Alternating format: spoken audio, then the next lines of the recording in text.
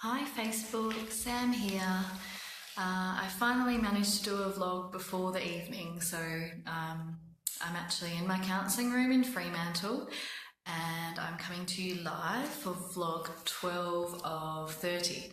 However, I forgot to bring my tripod today, so I'm having to hold the phone by hand, so it might be a quick vlog. We'll see how long I can hold the phone for, and apologies if it's not completely steady.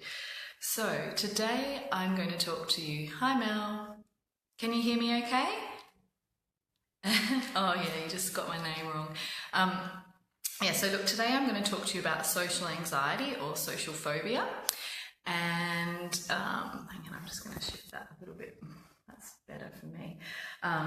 And I guess what social anxiety is and what's different from it from general shyness. So it's really normal to feel anxious in social situations or in situations where we know that people are going to be observing us.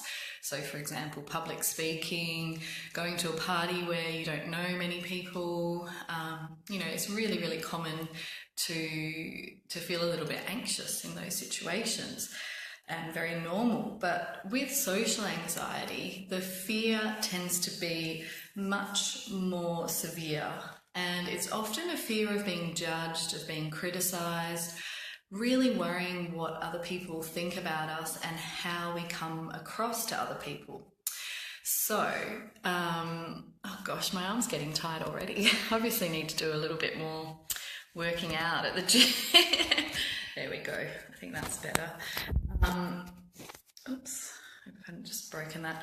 So I guess with social anxiety, what tends to happen is people sometimes blush, they sometimes get very sweaty because they're feeling anxious. They often avoid social situations. So, you might get invited to a party, and you just decide that you feel too nervous to go. Or sometimes people drink more alcohol to kind of reduce their anxiety. So there's a lot of different behaviours that can indicate that you're struggling with social anxiety. And it can be a really, really difficult problem that is often also linked with depression and low mood, because I guess when you struggle with social anxiety, you can become quite socially isolated. And social anxiety often kind of peaks around the teenage years when we become more self-conscious. So if you think about it, children often don't worry so much about what people think of them, and it's in our teenage years that we start to worry about how we're coming across to others and become more aware of that. So I thought I'd just talk to you about a little bit of the process that can keep social anxiety going and often kind of fuel the problem. So there's three kind of thinking processes that really maintain social anxiety. So firstly is the thoughts you have before a social situation, and then the thoughts that you have during a social situation, and the thoughts you have after a social situation. So if you struggle with social anxiety before you go into a social situation, you might have a lot of negative predictions about how you're going to go. You might be thinking, oh, I'm going to go red. A lot of people worry about not knowing what to say, or that they'll freeze and run out of things to talk about. So you have a lot of those negative predictions, and of course what happens is the more you make those predictions, the more anxious you get, and then the more of those physical symptoms of anxiety you have when you actually get to the social situation. The second process is actually thinking during the social situation. And what we know with social anxiety is that people in social situations are often focusing more inwards than they are outwards. So you might be talking to someone at the pub, but instead of really listening to them and noticing what they're saying and really engaging with them, you might be really concentrating on yourself. Am I breathing? Do I look okay? Do I sound okay? And unfortunately, the more you focus on yourself, the more anxious you get, and also the more difficult it is for you to engage with someone.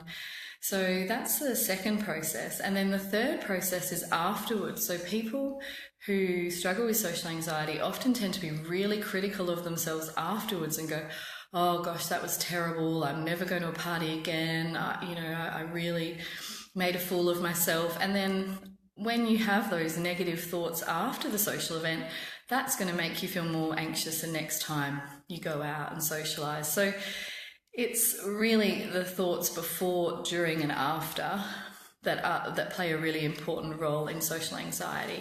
And the good news is that with cognitive behavioral therapy and with some mindfulness strategies, you can actually work on those thinking processes and learn to relax and engage more in social situations. So, there is a lot that can be done to help if you're struggling with social anxiety. And I think it's also really useful to notice how, as humans, we tend to judge ourselves much more negatively than other people do. And for me, this vlogging is a really good example of that. So, this is my 12th day of vlogging, and I've been watching my vlogs and I've been getting a really good response. But what I've noticed is that my mind tends to go to the negative bits of what I've done. So I've noticed that I say a lot. I've noticed that I look up a lot when I'm thinking.